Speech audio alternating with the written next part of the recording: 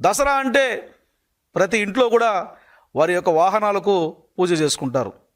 లక్ష్మీదేవి కటాక్షం, దుర్గామాత కటాక్షం, అమ్మవారి కటాక్షం వాహనాలకి వాడే ప్రతి పరికరానికి ఆ రోజు పూజ చేసుకుంటారు.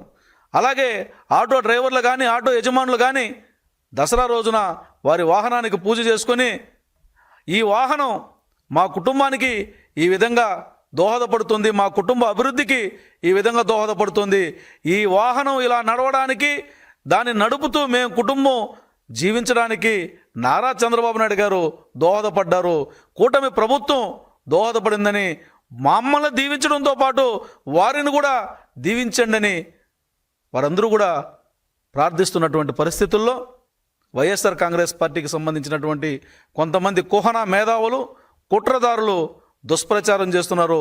వీటిని నమ్మే పరిస్థితుల్లో జనం లేదు, అయినా వివరించాల్సినటువంటి బాధ్యత మాకుంది కాబట్టి మేము తెలియజేస్తున్నాం.